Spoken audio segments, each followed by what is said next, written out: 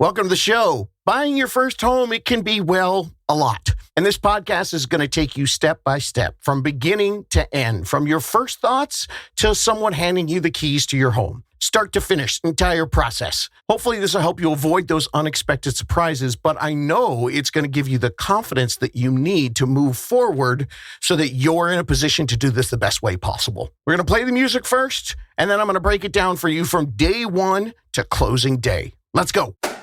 How to Buy a Home educates, protects, and connects first-time homebuyers to qualified vetted realtors in their area. Whether you're looking for DIY information or step-by-step guidance, How to Buy a Home is the #1 resource for first-time homebuyers. What's happening, my How to Buy homies? I'm David Sidoni, and almost 7 years into the podcast, it's time for the step-by-step on how to buy a home from the very beginning to the end. There's over 50 steps coming your way. And the good news is the first few steps on today's list, they actually come directly from something we've already done. It's the #1 trusted first-time homebuyer system in the country, that 10-episode series. The most recent one starts at episode 400. If you're new to the show, this is absolutely the best place for you to start. And then you can come back here. Now, after 20 years of coaching first-time homebuyers, I can tell you with absolute certainty that more mistakes, missteps, and horror stories happen because excited first-time homebuyers, they skip the details of those first 10 steps that we lay out in our 10-step series every year. And then they get crushed on the other 40 plus steps that'll be in this list today. The mission of this show, well, it's to help you avoid being crushed. That's why I focus much more on those first steps in that 10-step series. It gives you the details on what isn't being taught so you can avoid all the pitfalls and mistakes that do all that crushing. And it not only just helps you avoid those terrible things, not just surviving the process, but you actually thrive and achieve even greater success. Because the biggest mistake that I see hopeful first-time homebuyers do is researching lists like this, and they get so hung up on the steps in the middle of the process to the end of the list, like all the stuff that happens when you're buying a home, making sure you don't make that terrible mistake. But the deal is a lot of those problems, they could have been avoided by focusing early in the fundamentals, the vital first steps that will prevent any of those crushing moments and will produce, that dream perfect ending that you're looking for. So knowing this, do I think that this list I'm going to give you today and you learning everything on that list is the best way for you to have your most successful path buying your first home?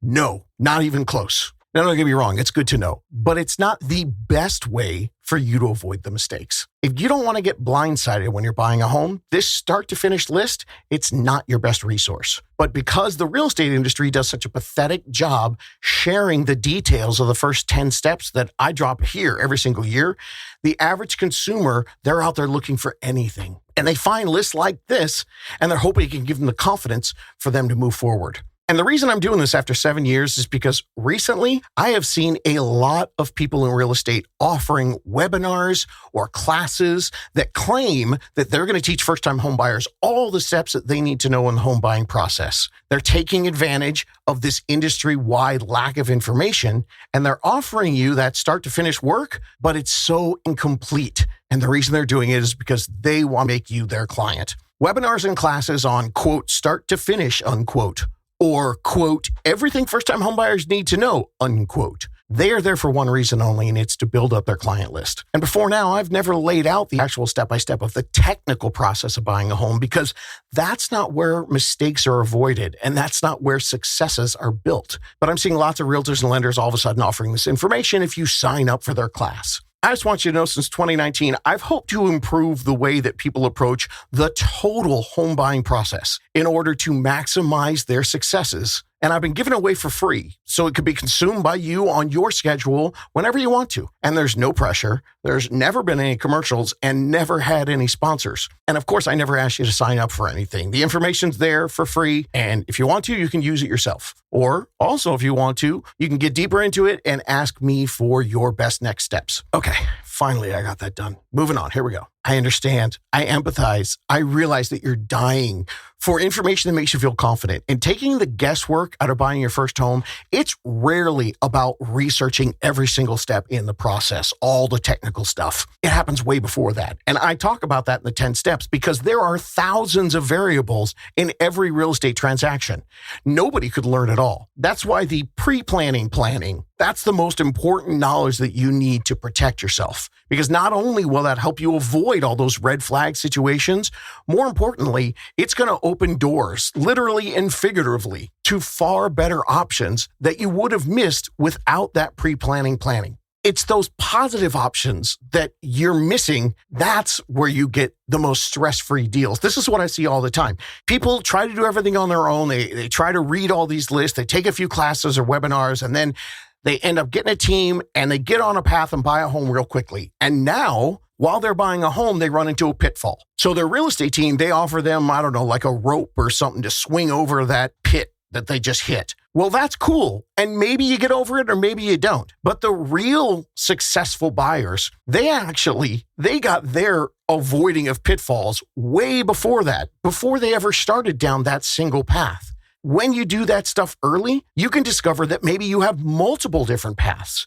And the real work of your real estate team doesn't start the day that you put an offer on the house. It starts months earlier when you're figuring out the best path for you and choosing the one that doesn't have any pitfalls on it, or at least the one with the least amount on them. And the cool thing is, you've already spotted them before you've started, and you've got contingency plans already set up so you can get past them. So to find that less stressful path, that's choosing your specialized first-time homebuyer team that cares about your best interest, finding them early in the process. That's going to be your best play. Because I've seen this hundreds of times, people who end up doing all the work on their own and not a lot of time figuring out who they're going to work with, run into a pitfall, and then they hope that this list is going to help them. But the deal is, if you start with your team way before you write an offer, not only are you going to find better paths for yourself, but you can also figure out if this team is right for you. And that's a much safer option. Because if you don't discover that until you've written an offer, now you're in major trouble.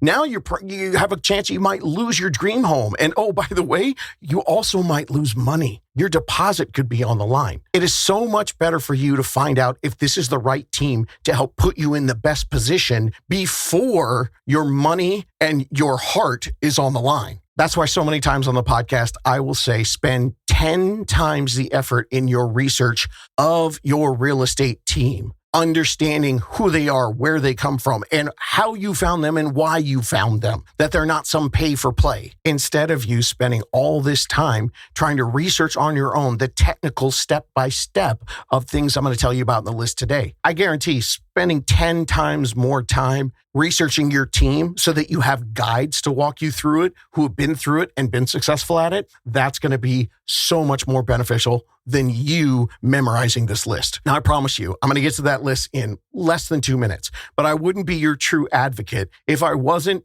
understanding completely what your motivation is to hear this technical step-by-step start to finish. Okay, so here's one of the things I'm assuming is that you're here because you want to avoid disaster. You want to feel confident in the process. You want to know everything before you get started into it. Now that, of course, I totally understand that. I want you to know that a lot of these classes, webinars on how to buy a home, that's what they should be telling you.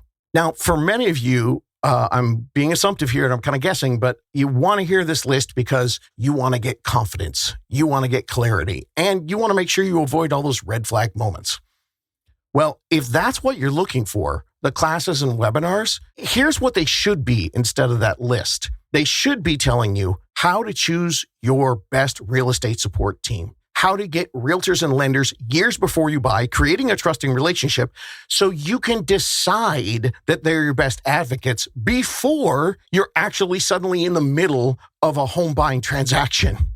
Your confidence comes in spending months and months building your plan with these people, making sure that you guys are the right vibe and that they're giving you all the education that you need. That's how you know that they're the best person to help you write an offer and help you get that dream home. If you're looking to avoid the drama, why not pick the people that are going to be doing this process and get to know, are they drama-free? Are they helping you? Way before you ever write an offer on your home. This also helps determine, should you even buy a home? Knowing this list shouldn't be the deciding factor whether you should or shouldn't buy a home. That all happens in the first 10 steps. This list today, it's for people who have made the decision and they're confident and know that they're going forward by planning with a team that they trust, and now they're ready to go. And trust me, I've seen so many first-time home buyers do this entire process backwards.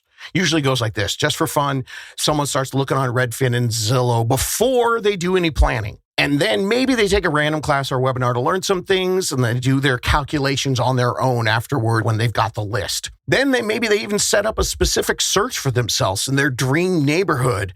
And maybe even they pop by a few open houses. And then you know what happens? Bam! They find the perfect home and the mad scramble begins. And that is where the biggest mistakes are made. And that's where dreams are shattered.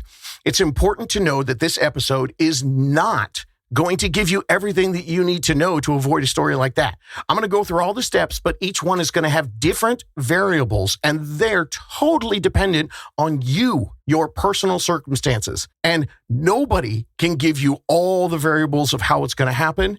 I don't care if you go to a 6-hour seminar. So the way it works is this is your outline. But if you want to be one of the buyers that gets the keys and says, hey, that was pretty easy. All right, there's some pre-game work to do. Buying a home's a big deal, man. It's like your Super Bowl, right? Well, check out this stat. Tom Brady, he went to the Super Bowl 10 times, 7 wins, 3 losses. In 10 Super Bowls, he only played in a total of 1,326 plays. At an average of 4 seconds per play, that's 5,304 seconds, or 88 minutes and 24 seconds. 10 Super Bowls, 88 minutes. How many years of sweat and practice and study went into that 88 minutes? And that was for 10 Super Bowls, gang. You only want to go to 1 Super Bowl, right? Getting your home. So I know a lot of people out there get really excited when someone's going to hand them a start to finish list, because then you feel like, oh, I'm playing in the Super Bowl and someone gave me the secret playbook. I'm here to let you know you might feel like you're getting that from a list or a webinar or a workshop, but that does not assure you a Super Bowl victory. There's a ton of work that happens before game day. All right, now you're ready. Time for the list, start to finish. First, decide that you want to buy a home. Now, this is straight from the 10-Step Beginner Series. Step 1 of this list is researching the math of a rent replacement strategy. This is to give you hope in an unaffordable market, because that's what people need more than ever right now. Great, I got the list, but can I actually do that? This is how you understand mathematically that it's not just possible for you to do it, it's actually fiscally responsible. Details on this are in my ironically titled Playbook episodes. I did that before I thought that whole Tom Brady thing. It's episodes 388 and 389. I'll put those in the show notes along with anything else I reference on the list. Next on the list, pick your team, your realtor, your lender. This is the whole enchilada. If you want to miss the traps, the pitfalls, the drama, you want to reduce your risk, you want to boost your leverage, and you want to set yourself up for a smart win, this is the number one thing to do. All the details in that, they're in that number one trusted guide, starts episode 400. Next, build a plan. You need to solidify your numbers for your home purchase, and you need to go over your financial and your personal goals. Now, that one sentence before you start window shopping on Zillow, that's going to save you tens of thousands of dollars and countless amounts of heartache. Building a plan, that's all there in the 10 steps. And it's just something that I wish all first-time homebuyers would do before they got deeper in the process. All right, next, you got your team, you got your numbers. Now, while you're getting your numbers, so these steps kind of go together, you want to go ahead and do a full loan application like you're trying to buy a home this weekend, even if you're not going to be ready for months or even years. And you want to go through everything that entails, including, obviously, first you need to figure out, who your lender is going to be. That's what you're doing in your first step. But then you want your lender to give you all the options. You want to know what's the best loan for you, and hundreds of other things that I've discussed in great detail on the podcast. This particular part of the show, it could be about 30 or 40 webinars or home classes. But the details, we're talking hours and hours of education, and it's all here. I've been dropping the information, like I told you guys, for free. It's all here. Check the show notes, and there you'll find the episode guide. That's where you're going to find a long list of all things home loans, top to bottom. It's not something that should be just a 5 or 10 minute segment in your beginning to end how to buy a home class. It's going to take a little research, and it's all there in the episode guide. And also, when we're talking about how much money you're going to need, that's going to come in the Financially Preparing to Buy Your First Home series. And that just dropped here at episode 415. Next, as you're doing this entire process, make an electronic file of all your paperwork. This is something people wait way too long to do. Put it in one file and then keep it handy because you're going to need it several times as you go through the planning and most importantly, as you go through the process of trying to buy a home. Next, if you've got a credit freeze on your credit score, you got to lift that right now. Do that early. Next, if you're a few years out and you still need to save money, you can still get to know homes and neighborhoods that fit your goals while you're saving up money. Do those things simultaneously. Have your realtor set up an MLS search for you and drive those neighborhoods. Change your way to work. Change your way to the movie theater or wherever you go when you go out and drive through different places. You can even go to open houses, but keep in mind, make sure they're in your price range. Next on the list, use the internet early. Episode 227 has some great tips to help you with schools, crime, walkability, neighborhoods, and even some online sleuthing methods.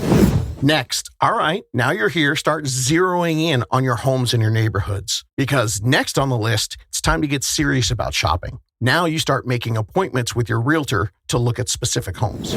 Next, home shopping is a partnership with your realtor. Get ready to have the time in your schedule to make sure that you're sharing in your researching. You need to be doing your part as well. I mean, you're going to be living there. And after 20 years, I can tell you for sure, yeah, I've helped people buy a home where I do all the work for them, but the best outcomes always come when it's a team effort and we're all working together.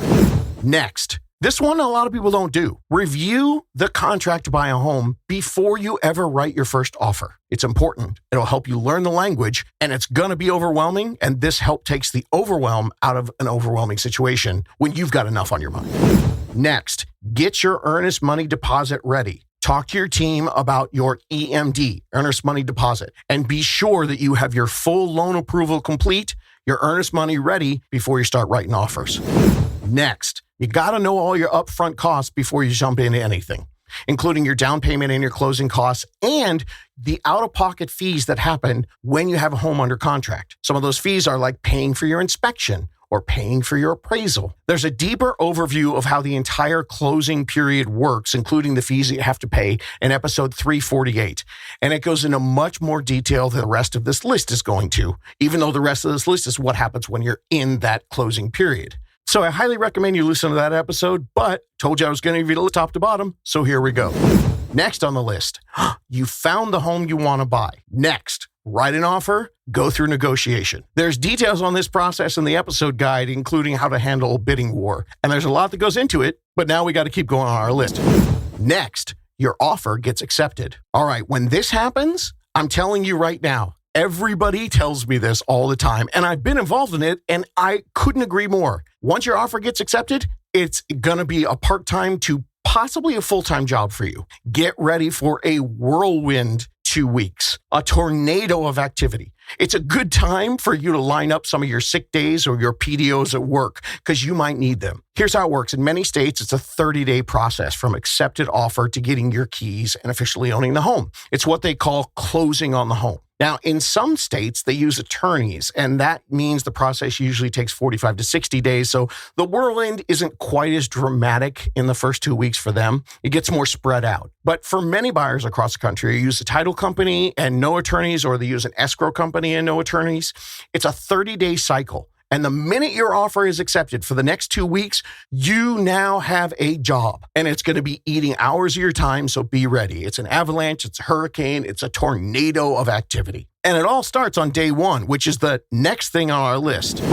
Day one has a subset of a bunch of different things. Here's what you need to do on the first day after your offer gets accepted. You need to pay your earnest money deposit. Figure out who to send it to, how to send it to, and how to safely send it. More on that later. In attorney states, you need to secure your attorney approvals. Next, you need to set an inspection appointment ASAP. Next, if you're using any investment money for the purchase or any retirement or 401k money, on day one, you need to start moving that money so it's liquid immediately. If you're getting a gift, you also need to start that process with your lender on day one because there's all kinds of weird stuff about that. Like for some gifts, you actually have to have a very specific letter that your lender can produce to the bank that's going to loan you the money. And it has to be written perfectly or it screws up your whole loan. So that's a thing, and you need to do it, and you need to start asking about it on day one.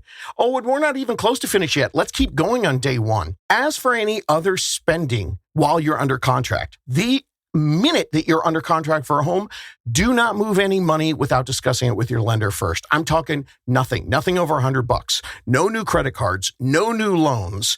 Don't get a credit card for the furniture company because you're excited about it. Don't refinance your car loan or your student loan. Don't get a new car and don't buy anything without checking with your lender first to see how it affects your loan approval. Next, you want to check with the lender and discuss what they call a mortgage interest rate lock or a rate lock. It's going to be different for everybody, and everybody should know about that immediately day one of your contract. Next, you want to understand the time periods of the contract. Super important. Called contingency, condition, due diligence time periods, or an option period. Have your real estate support team go over that with you and set up a calendar so you don't miss any deadlines in your contracted period. Next, make sure you have an electronic file ready. Gather all your paperwork. Told you to do it earlier, but if you haven't yet, you have to do that on day one. And then next, start finding out your options for homeowners insurance ASAP. Things have changed in the last 3 or 4 years, and this is getting a little bit more difficult for fire, for flood,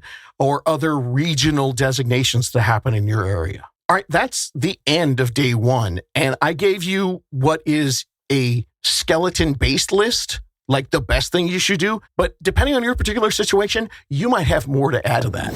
So now let's move on to this start to finish list to day 2 of your contract. You're going to be going from day 2 to possibly like day 10 or day 17 during that condition, contingency, due diligence, or option period. So these are all the things you do in that period. First, you got to read the disclosures on the home, including the HOA documents and a billion other things that your team is going to send to you during this period. Also during this period, you need to do your inspections, and I recommend you do them as quickly as you can. Doing them sooner assures you time in case during that contingency, condition, due diligence, or option period, you need to bring in another inspector, someone more specialized. Then you're going to have time to negotiate things. The whole inspection process is a big deal, and there's an episode dedicated just to that in the show notes. Quick side note here. I've had a lot of people reach out to me and they interview me as the first-time homebuyer guru, the coach, the guy that helps people. Inevitably, they always ask me one question. What's the biggest tip that you're going to give anyone who wants to buy a house, David?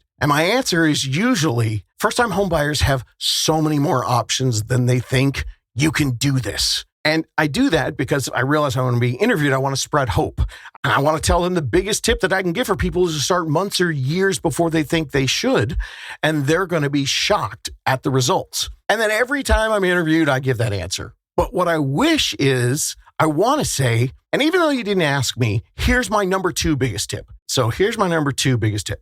And I'm giving this tip for all the people who are over researchers out there who spend countless hours and countless months researching how to get the best mortgage interest rate or how to avoid red flags in a home inspection. I've seen people spend years going down that rabbit hole. And this is my number 2 advice. If you're one of those people, spend 20 times more on researching how to pick the best specialized first-time homebuyer, lender, and realtor than you do researching mortgage interest rates and what to do in a home inspection. Sure, you can learn a lot of stuff, but if you pick the right people, they've already learned all that stuff for you, and they're going to guide you along the way. Just food for thought, since we're here on the inspection part of this top to bottom list.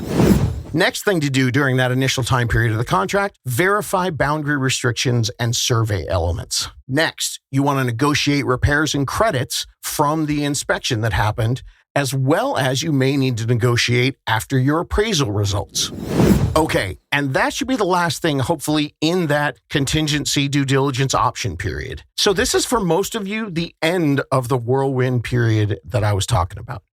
In California, the boilerplate is 17 days, but most of the time for our people that we're working with, we're writing it for less than that because it makes you look better to the seller, and a good team can do it in less than 17 days. So your whirlwind could be 14 days or even 10 days. And it all depends on what state you live in. And of course, what you and your team have negotiated in the specific contract that you got accepted. So at this point of the list, this is where you've done all your buyer beware stuff, all your inspections. You've read all the disclosures. You've gone through all the negotiations. And now you are fully committing yourself to the purchase. And that means once you sign and you do whatever your state's full commitment is, after you do that, in most states, if you bail on buying the home at that point, If you've already signed away that part of it, then the seller is entitled to keep your earnest money deposit if you decide not to complete the purchase. So once you've done that, and remember, this is for the people who are in the non-attorney states with no lawyers involved in the purchase. The whirlwind's over, it's going to get strangely slow. The tornado of activity dies down, and suddenly, halfway through what feels like is going to be the most intense and stressful 30 days of your life, it's crickets. Be ready for it. Next. All right, so now you're in that slow time, and it's kind of weird and unsettling, but this is the process, and everybody goes through it. And the reason that it gets slow is because other people are doing work. Your loan is going through what they call the underwriting process. This process surprises a lot of buyers because they're like, dude, you told me to do all that pre-approval stuff way ahead of time, and I did it, and then I got a loan approval, and someone accepted my offer based on that loan approval. What do you mean underwriting? What do you mean they're making sure that I have the full loan approval again? I wish I had a better answer, but that's the way it works. So don't be surprised by this. This is what happens. Underwriting is the last couple of weeks. Next. Yep, that's what I said. This is the process, so be ready for it. And this is what's going to happen. Now, fortunately, if you've prepared correctly and you follow your lender's instructions, it should be smooth sailing going through this underwriting period. But just so you know, even a fully approved loan that you worked out months and months ahead of time, it still goes through this. And that is why you set up that electronic file at the very beginning, because now different people at the bank, as it goes up the ladder, they're going to ask you for stuff. And they're going to ask you for stuff that you've already given to your lender. And many, many times it's going to be repetitive, so be ready for it. But also be ready for this. They're going to ask for updated bank statements, updated pay stubs, and they're going to do an employment verification. They want to make sure that you still have a job before they give you $200,000, $300,000, $900,000. And it can get intense. You're feeling like maybe they're going to ask you for a hair sample or a blood sample. But don't be shocked, because they're going to randomly ask you for all kinds of stuff during your entire contract period, all the way up sometimes to the very last day. Next, during this couple of weeks, you're going to be setting your new loan and payment schedule, and you're going to be talking to your lender about, are you paying the full PITI, principal, interest, taxes, and insurance? Are you going to pay the taxes and insurance through your mortgage company when you pay them for the principal and your interest? So what you can do is what they call impounding, and you can have your mortgage company set up an escrow account for you. And this is different than the escrow account if you're in California or other escrow states. They use escrow all the time, like Aloha. It drives me nuts. But if you want your full payment to be your principal and interest in your taxes and insurance, this is the time when you're talking to your lender about impounding and knowing what those payments are going to be. Next, this is also the time when you want to get your final numbers. So you've got all the money that you need to bring to the closing when you want to buy your home. They're going to talk to you a lot about this term, cash to close. Now, it's crucial that you understand this whole process. I laid it out for you in episode 395, closing, what to expect, and how closing costs work. We're going to put that in the show notes for you, and it's incredibly detail-oriented because for detail-oriented people like you who want to know exactly what the cash to close is going to be, I suggest that you drink heavily and then listen to that episode, because your head might explode when you find out that you don't get the exact numbers until 22, 24, 27 days after you're in a contract with an accepted offer. This is the way it goes, and all the details are in that episode of 395. Isn't real estate just super rad? Next, during this period, be sure to ask about your supplemental tax bill and your homestead exemption. It's different in every state, and this is another surprise to me buyers who didn't know to ask, and now you know. Next, you want to finalize your moving schedule. Here's my tip. Never count on the contracted day that was written down and everybody signed to actually be the contracted day when you get the keys. More of that information is in episode 395, where I say that closing dates are one thing and one thing only, fluid. Everybody tries to hit it, but they move a lot. So once you have a grasp on that concept, it'll help you settle your lease end date. It'll help you figure out when you actually want to give notice to your landlord.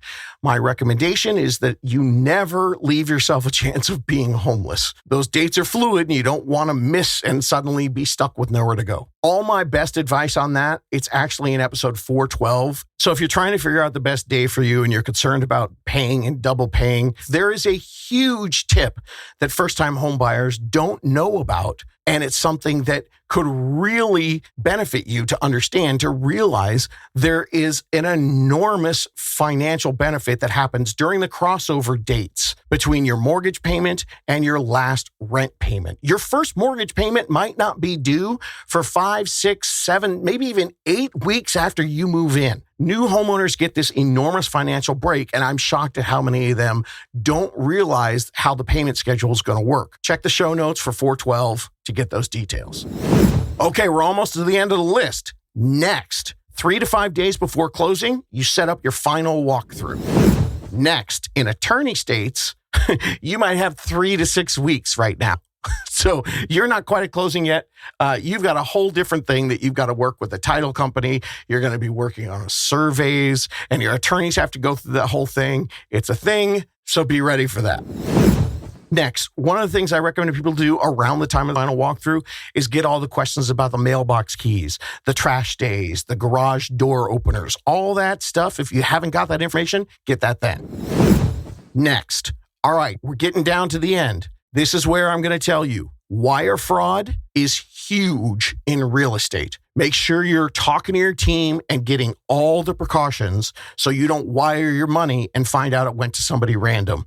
And take this very seriously. The scammers out there are really good at going after people in real estate transactions. And that's because a lot of realtors out there are really bad and they don't help their people. They're easy victims. And it's not because you're the victim. It's because the industry hasn't done a good job to make sure that you're protected. The scammers do perfect imitations in emails and phone calls, things that look exactly like banks, escrow companies, title companies. So don't do anything unless you have a live conversation with somebody that you've already had a live conversation with before you get to this time.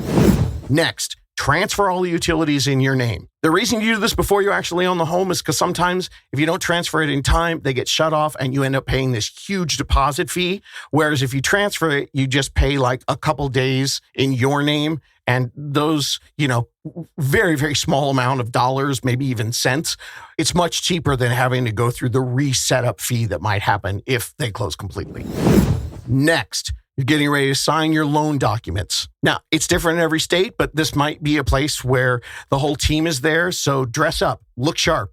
This is a great time that people take photos to commemorate this great experience. Next, I'm once again going to remind you, wire fraud, wire fraud. Be careful of wire fraud. Because the next thing on your list is you're going to wire the money to the people that need to get the money so that you can buy the home. Next, now the money is going to be sent and your loan funds. That's a term you're going to hear, the loan funded. Now, when that happens, that means everything is okie dokie and all the money gets distributed to the people that it needs to get distributed to. And then next, the property records. It records with the county. That means it's official. And now you own a home. Another side note, when you're going to pick up the keys, that's another good time to dress cute because this is a great photo opportunity to save for the rest of your life. So there it is. That's the finish. Start to finish. That's it. Top to bottom on the home buying process. Now, after you own the home, there's a ton that we need to talk about that, but that's another podcast. So if you want some examples of how real people navigated this big old long crazy list and how they went from renter to homeowner, there's over 100 interviews of real people right here. You can find those in the episode guide. We'll put that for you in the show notes. You'll hear many of them say one thing over and over and over again. Once these renters got their good real estate support team, once they had unicorn, unique, awesome first-time homebuyer specialized people, they found out that by doing and working with them, they were 2 steps ahead on everything, and they confidently blazed through and breezed through the entire steps of this process. And as you heard, there's quite a lot of steps.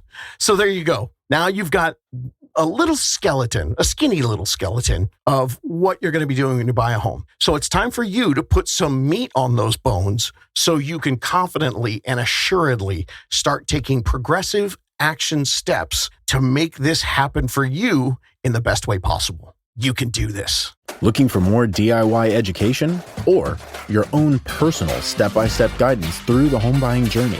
Since 2019, How to Buy a Home has been the #1 resource for first-time home buyers. So visit howtobuyaHome.com to get started.